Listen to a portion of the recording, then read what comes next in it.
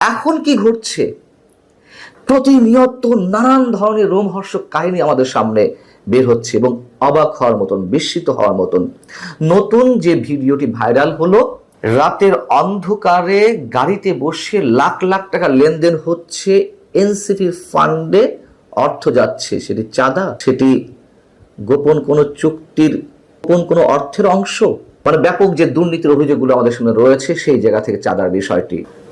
মজার বিষয় হচ্ছে যে ভিডিওটি ভাইরাল হয়েছে, আমরা দেখছি রাতের অন্ধকারে গাড়িতে বসে একজন ভদ্র মহিলা কাপা কাপা কণ্ঠে বলছে ভাইয়ের সাথে কথা হয়েছে, 10 লক্ষ টাকা দেওয়ার কথা ছিল, 7 লাখ এখানে আছে। এবং যে ব্যক্তি এনসিপি যে নেতা এনামুর রশিদ, তিনি বলছেন আচ্ছা ভাইয়ের সাথে কথা হয়েছে, ঠিক আছে। স্বাভাবিক লেনদেন, এটি পার্টির ফান্ডে ডোনেশন দেওয়ার অর্থ মিন করে।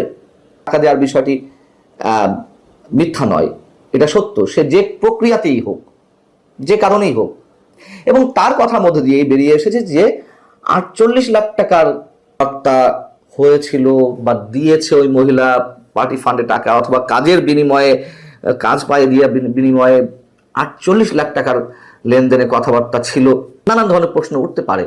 মোহাম্মদ ইনামুর রশিদ কি বলছেন একটু ছোট করে শোনায়, দীর্ঘ স্ট্যাটাস থেকে চুম্বক অংশ। বলছেন যে ভিডিওতে যে মহিলার কণ্ঠস্বর শোনা যাচ্ছে, তিনি গত মে মাসের দিকে আমাদের জাতীয় নাগরিক পার্টির অস্থায়ী কার্যালয়ে এসে পার্টির আহ্বায়ক ও 2 অঞ্চলের মুখ্য সংগঠকদের সাথে দেখা করেন। অর্থাৎ এই টাকা লেনদেনের বিষয়টির সঙ্গে পার্টির আহ্বায়ক নাহিদ ইসলাম এবং 2 সংগঠক, কিন্তু ডোনেশনগুলোকে উভয় দেওয়া হয় যে প্রক্রিয়ায় নেওয়া হচ্ছে, যেই কথোপকথন হচ্ছে, সেগুলোই তুমুল সন্দেহের অবকাশ রাখে।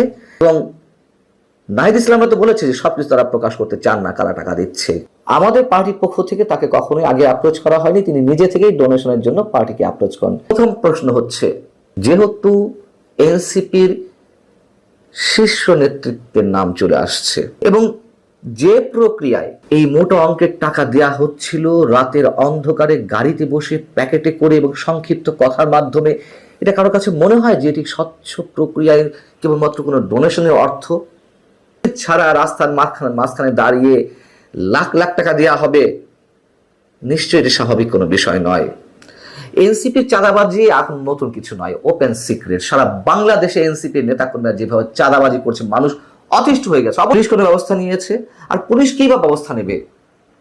পুলিশের ঘাড়ে কয়টা মাথা যে সরকারের অনুমতি ছাড়া, এনসিপির অনুমতি ছাড়া তারা কোনো অ্যাকশনে যাবে?